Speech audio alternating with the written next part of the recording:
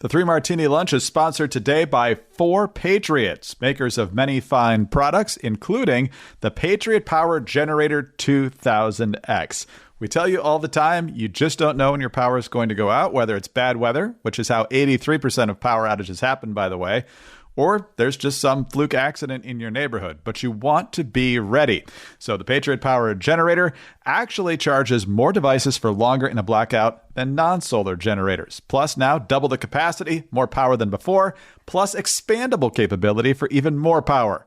Keep it on hand to power that fridge, freezer, medical devices, or other appliances if your power goes out. Plus, comes with a solar panel, never needs gas, which means you don't need to pay for any more gas. Visit 4patriots.com/martini to see this week's discounts and deals before they are gone and get free shipping on orders over $97. Save more and get peace of mind now by going to the number 4patriots.com/martini. That's 4patriots.com/martini. Welcome to the Three Martini Lunch. Grab a stool next to Greg Corombos of Radio America and Jim Geraghty of National Review. Three Martinis coming up. Very glad you're with us for the Wednesday edition of the Three Martini Lunch. Jim Geraghty is not here today. He is under the weather. In his place, Andrew C. McCarthy. He is, of course, the contributing editor at National Review, a fellow at the National Review Institute, a former chief assistant U.S. attorney for the Southern District of New York, and he's a best-selling author of books such as Ball of Collusion. And Andy, as a fellow Jets fan, I was joking to you before we started recording today, but figured I'd share it with our listeners as well, is that I assume Jim is sick of the Jets offense, and so he's going to need some time to recover. Yeah, and as I told you, that's nothing at all to be sick about. There is no. When was the last time they scored an offensive touchdown? I know maybe they got. I don't think they got one in the Dolphin game. I know that they, typical of the Jets, they looked like they were making a game of it when they intercepted a pass and ran it in for the touchdown. But the Jets, being the Jets, instantly the guy missed the extra point, and the game. By 2 minutes later, they had been down by 10. Now they were down by 11 because they did the, what do they call it now? The flail Mary, where the quarterback couldn't even get the ball in the end zone. And then the guy runs it back untouched, 99 yards. It's like only the Jets. Jim, I hope you're feeling well, and hopefully you'll be back tomorrow. But thank you, Andy, for filling in on short notice. Let's talk about our good martini now. And I think the best way to sum this one up is it's about time. And hopefully these are strong sanctions. But we're seeing reports today that the U.S. is now sanctioning more than 20 individuals and entities forming part of a financial facilitation network for the benefit of Iran's Ministry of Defense and Armed Forces Logistics, as well as Iranian Armed Forces General Staff and the infamous Islamic Revolutionary Guard Corps.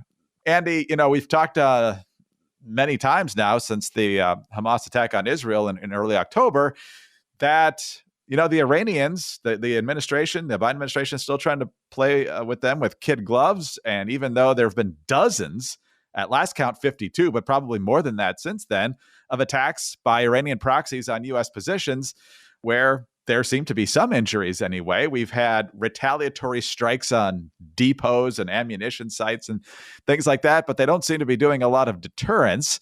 This administration has been a little bit slow about holding Iran to account. We also know that they were about to release $6 billion, and they did release more than $10 billion to help the Iraqis pay the Iranians for energy. So I'm sure that won't be fungible in any way. But what do you make of the administration finally getting hopefully serious on the sanctions front here? Well, I'm afraid it's not very serious, Greg. It's, they've been slow and they've been ineffectual. I'm kind of reminded of what we used to complain about in the 90s, where the bad guys were hitting us with bombs and political assassinations, and we were responding with subpoenas.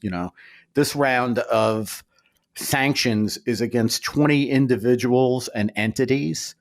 I couldn't help but sort of laugh out loud at some of the announcement here, which complains that Iran generates the equivalent of billions of dollars via commodity sales to fund its destabilizing regional activities. And I'm thinking, Iran generates most of its money through oil sales, which it seems to me that the Biden administration is facilitating. So to get themselves all whipped up about commodity sales, I think is interesting. It's 20 individuals and entities, so they're not actually doing what, to quote the great H.R. McMaster, I heard him say this on his podcast, and I actually love this expression. We have to convey to the Iranians that we know the return address of these attacks. And it's not these 20 individuals and entities. We've lulled Iran for all these years into this notion that their own territory and their own officials, other than the one time that Trump took out Soleimani, they've been led to believe that their territory is a safe haven, even as they, as you point out, conduct dozens of attacks through their proxies against our forces. And the other thing I noticed, Greg, that was sort of disheartening, in this announcement by the Treasury Department, they talk about how Iran destabilizes the region through its proxy groups, and then they mention Hamas and Hezbollah in addition to the IRGC Quds force. You know what's not here? The Houthis, which are conducting a lot of the current ongoing attacks. And obviously the reason the Houthis are not listed is because the Biden administration delisted them at the beginning for no apparent reason, when they certainly hadn't stopped their jihadist activities. They did that at a point in time where they were trying to sort of ostracize Saudi Arabia and turn them into a pariah. So one of the ways of doing that, which was done to appease Iran, was to take the Houthis off the list. So now we have Houthis attacking Americans, not just, attacking our allies, attacking our forces.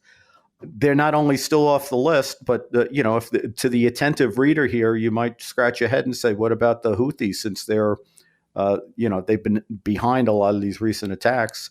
I think our experience with terrorism is that when the other side is hitting us with lethal force, and our response is stuff like this, then that's, as Don Rumsfeld used to say, weakness is provocative. If they're hitting you like they mean business and you're responding like you don't, then you get hit more. Weakness is provocative, and I think weakness shown in Afghanistan is having tentacles all over the world right now. I still, for my money, think Iran needs to be punished more severely for all they did to kill American forces in Iraq. I mean, That was a different administration, obviously, but they've paid a very limited price. Obviously, there were crippling sanctions that the Obama administration then let them off the hook on to pursue the nuclear deal that didn't accomplish anything. But it's just wild that this administration, given what Iran is doing right now against American forces, still thinks there's something valuable in playing nice with them. I just thought of something, though, Andy. This could put the lefties in a pickle, because so many of these lefties now are opposed to Israel retaliating and responding and trying to eradicate Hamas. And so by supporting Hamas effectively, they're pro-Iranian, but at the same time, they hate fossil fuels. There's your green agenda. So you either gotta pick one or the other. And I think that leaves them in kind of a pickle. Well, except the way they've resolved the pickle is that while they hate fossil fuels, they like winning elections. So they know that when you clamp down on American energy supplies, that has an effect on the price of gas at the pump eventually. And the way that they try to combat that so that Biden doesn't have an electoral catastrophe is to free up Iran's energy sources. So that's the game they play. I wish there was like a coherent approach from them on energy, but I think what they really hate is American fossil fuels more than anything else.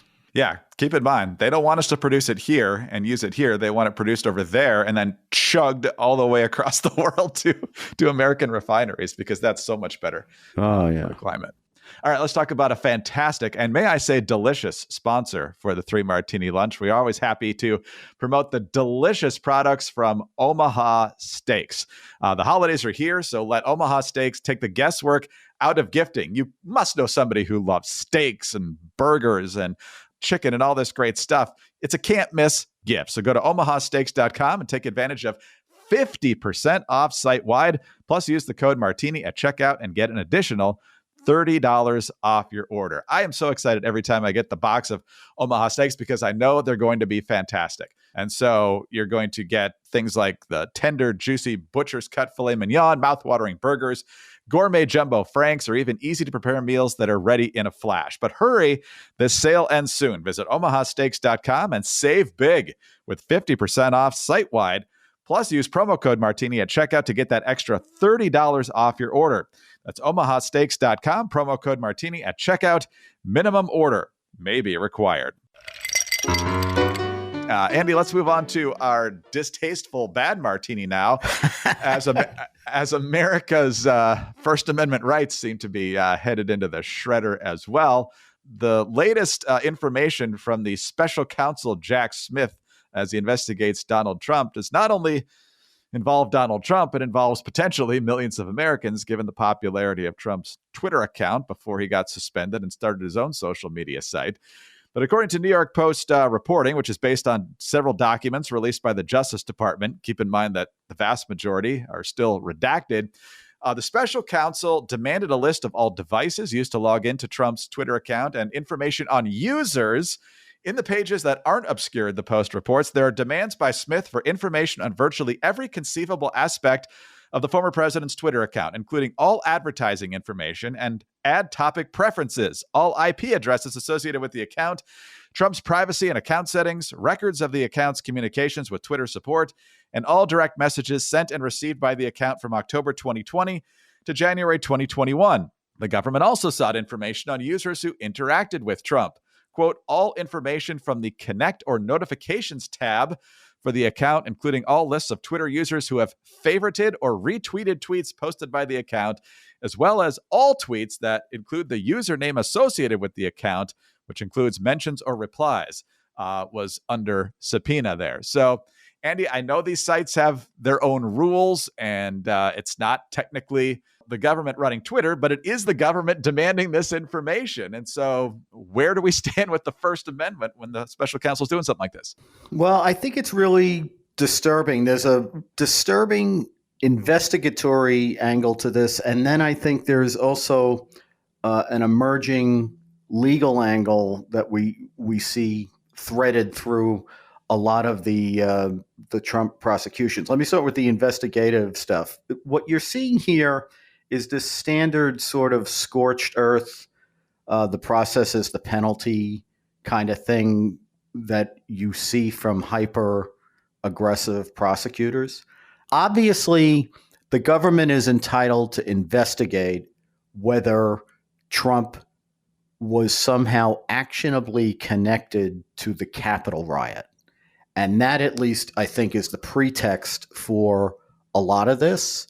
But I mean, the thought that they were having, the thought that was being generated by Twitter communications that were being put out to millions and millions of people. Trump had, I think, if I'm remembering right, something like 80 million Twitter followers at some point.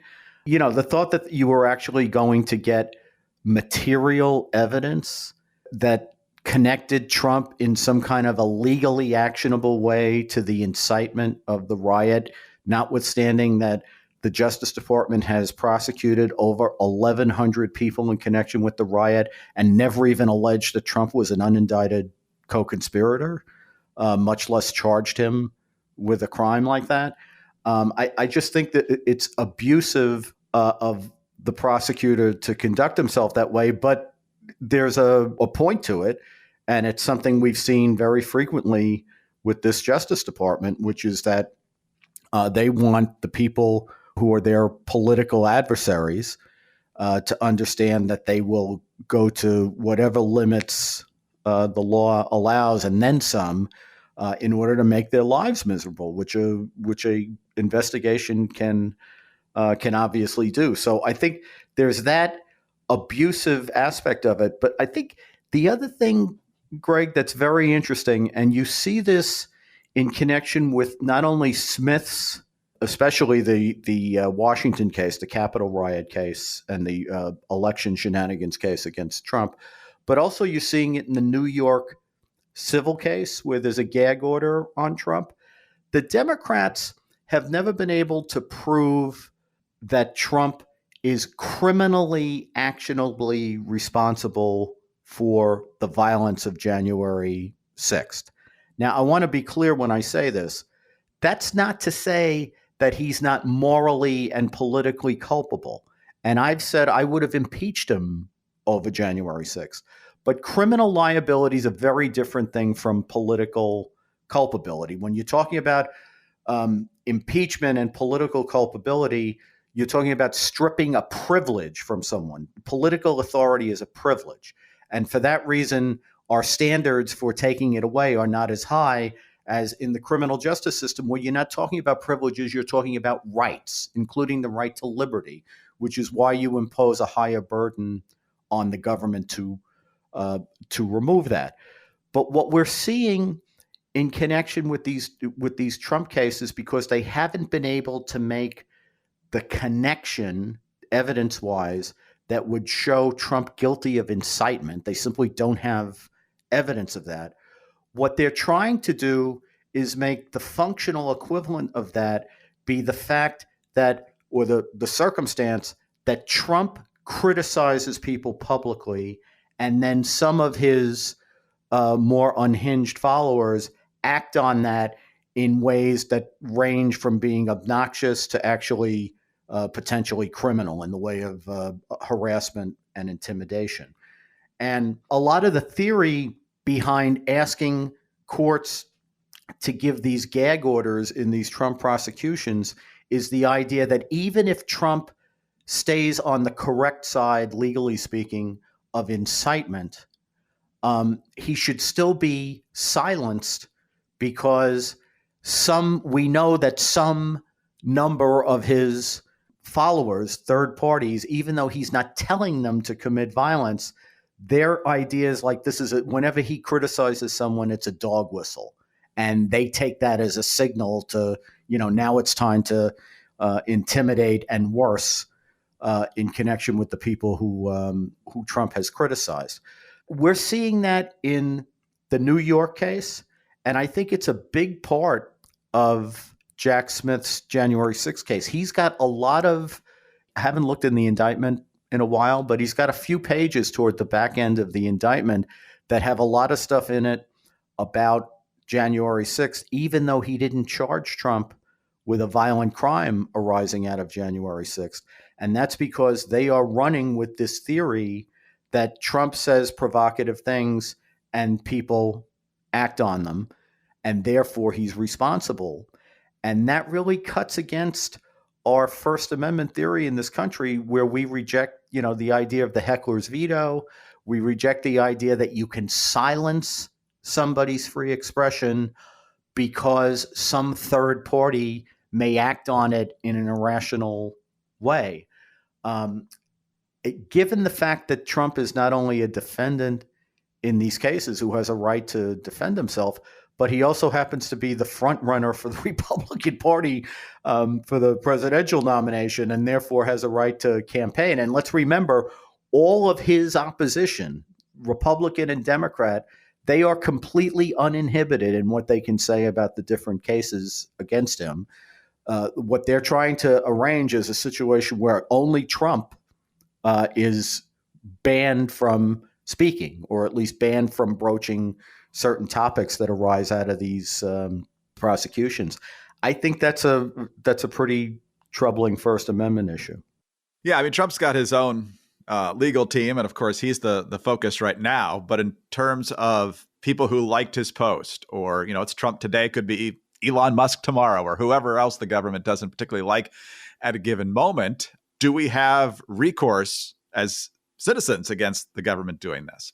Yeah, it's very difficult because there's this other aspect of this, which I must say I was unfamiliar with when I was a prosecutor, which is that the government does these edgy information demands. Here we're talking about, as you described it, these sweeping demands for information from Twitter, and they attend these demands with a court order, which judges apparently give them pretty routinely, that says you can't tell anyone that we subpoenaed this information from you. Now, there are certain situations where the government collects information where they're dealing with, for example, something like common carriers, like telephone companies that are required statutorily to help the government with wiretaps. When the government gets a court-ordered wiretap, they're limited in what they can't. They're not supposed to be to pick up the phone literally and call their customer and tell them, guess what, the government's listening to your phone calls. And obviously, if you didn't have that kind of a legal restriction, you wouldn't have very successful wiretapping and electronic surveillance. But generally speaking, when the government asks a person for information in connection with an investigation, they have no right to tell that person that the person can't speak about what information's been demanded by the government. My best example of this is the grand jury. When the government calls a witness into the grand jury and asks the witness questions, it's all well and good to say the prosecutor is not allowed to go to the press, and the grand jury is not allowed to go to the press, and the stenographer is not allowed to go to the press to say what happened in the grand jury room. But the witness is perfectly allowed to go to the press and say, this is what the government asked me about. This is what they seem to be investigating. And when I was a prosecutor, one of the things that you had to factor in when an investigation, as we would say, went overt. In other words, you're at the phase of an investigation where you've tried, whether through informants or wiretaps or whatever other means you have, you've accomplished everything reasonably that you think you can accomplish covertly. And now you're at the phase where you're going to take overt investigative action, like putting people in the grand jury. That doesn't mean, I'm not saying the grand jury proceedings are public, but I'm saying once you subpoena somebody into the grand jury, then that person knows there's an investigation. That person's lawyer knows there's an investigation. One of the calculations that prosecutors always have to make when they decide when an investigation is going to go overt, when you're going to do the kind of public things that tell people there's an investigation ongoing, is precisely that. Once you go overt, the people who you demand information from can go to the media or can go to other people and tell them, the police contacted me. It's one of the things that you have to calculate when you're trying to figure out not only when you change your tactics in investigation, but when you arrest people. Because, like, for example, when you go overt in an investigation, if people find out suddenly that they're under investigation, they may flee. So you have to you have to account for all those sorts of things. I have to say, I'm not familiar with what looks like to me a new practice where, as a matter of routine, the government demands information from people and also either warns them in the grand jury or by letter that they shouldn't communicate with anyone about the fact that the government contacted them, or otherwise tries to get a court order where the court actually tells the person not to tell anyone that they've been contacted by the government. That's a brave new world to me. I must say, when I was a prosecutor, that was not the way things worked. Well, if you're concerned about the evolution of prosecution, take a quick breath and then join us in just a second, because we're not done yet. Hey, everyone. This is Sarah Carter from The Sarah Carter Show.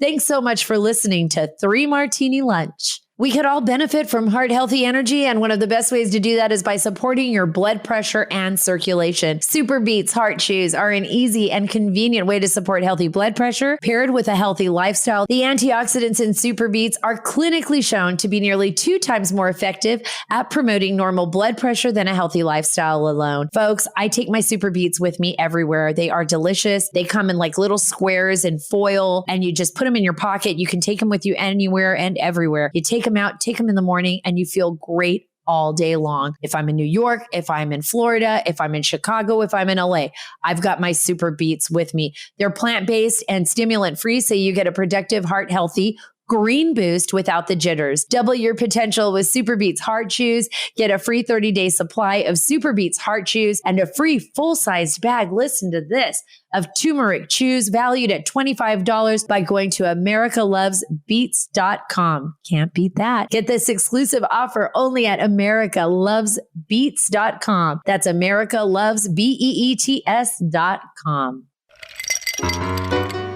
All right, Andy, on to our crazy martini now. And once I knew that you were subbing for Jim today, this story came to mind because of something you said one of the last times you were on the program, and that's your postulate that Democrats only prosecute other Democrats to protect Democrats. And that's not to say that these people aren't worthy of prosecution potentially.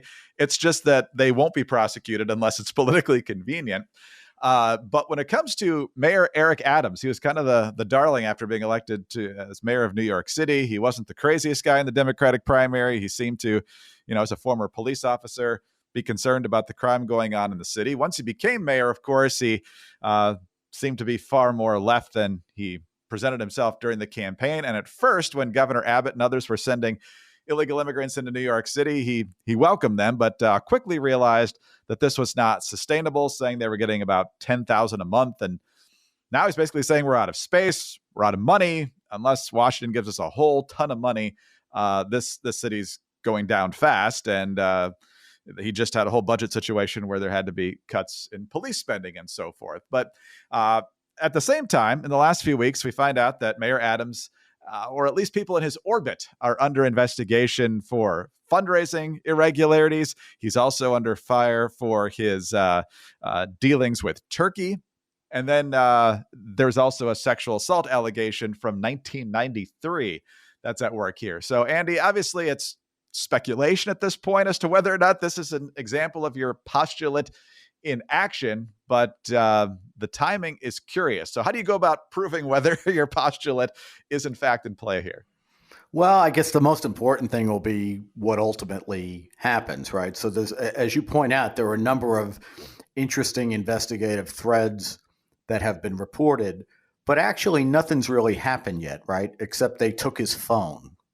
Obviously, he tried to spin it as he surrendered his phone. But actually, my understanding of it is they took his phone based on a search warrant. Now, just so boys and girls out there understand, a search warrant is a court directive allowing the government to conduct a search based on a finding of probable cause that a crime has been or is being committed. So they don't just like willy-nilly take your phone. They actually have to go to a court and show that there's something criminal going on. Now, if Adams is to be believed, he's been assured that he's not a target of the investigation.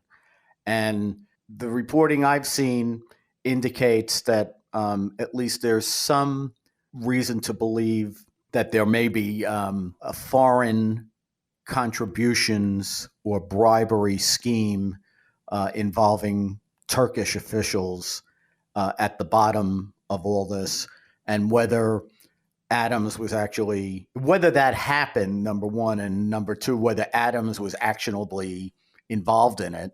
And I would point out that some of the stuff I've seen, Greg, indicates that this goes back like many years, maybe even beyond the statute of limitations, to when Adams was the borough president of Brooklyn. So, whether he'll ever actually be prosecuted for this stuff and whether he's even in their sights to be prosecuted remains to be seen. But I think people would be foolish, given the track record of the Biden Justice Department, to dismiss even the possibility that, Adams has become something of a burr in their saddle, and suddenly, he's looking at all kinds of investigations, at least into his people, if not into him. It was very interesting that he was actually down in Washington to have a meeting with White House officials, along with other representatives from big blue cities who've been complaining about this. But he was one of the biggest agitators. He was down there in Washington waiting for his meeting with the White House officials when the stories broke about his fundraiser having, I think it was the FBI toss her house, I think it was, on a search warrant. And he ended up not going to the meeting. He basically got his butt right back to New York again. How it all works out, we'll have to see. I must say, I've always thought Adams was ridiculously overrated by some of the people who were happy to see him get elected. I mean, to me, he's always been a kind of a lefty rabble rouser who wasn't, particularly effective. I think in the mayoral campaign, he may have been the top of the litter, but it was a really bad litter. I mean, you had like half the candidates were to the left of Lenin, and I mean Vlad, not John. Yes. So So when you're the best of that bunch, it's a low bar to clear. But as of right now, he's not the focal point of the investigation. But we'll see, depending on how much grief he causes the administration. It's horrifying to think that is how the Justice Department works these days. But the evidence is increasing, and so hopefully we're too cynical in this situation. But I don't know that we're unfounded for wondering. Well, you know me, I would never be unfounded, Greg. My God. Anyway, Andy, thank you for coming out of the bullpen or pinch hitting or whatever sports metaphor we're using today. Thanks as always for your great insights. Well, thanks so much, and feel better, Jim. Absolutely. Andy McCarthy, former Chief Assistant U.S. Attorney for the Southern District of New York, contributing editor at National Review. He is also a Fox News contributor and the author of multiple books, including Ball of Collusion. I'm Greg Corombos of Radio America. Jim Geraghty will hopefully be back on Thursday. We'll find out. Get well, Jim, as Andy said. Thanks, everyone, for subscribing. If you don't, please do that. Also, thank you for your 5-star ratings and your kind reviews. Please keep those coming. They really are a big help to us. Get us on your home devices. All you have to say is play 3 Martini Lunch podcast. Follow us all on X. Andy's at Andrew C. McCarthy. Jim is at Jim Geraghty. I'm at Dateline_DC. Have a tremendous Wednesday and join us again on Thursday for the next 3 Martini Lunch.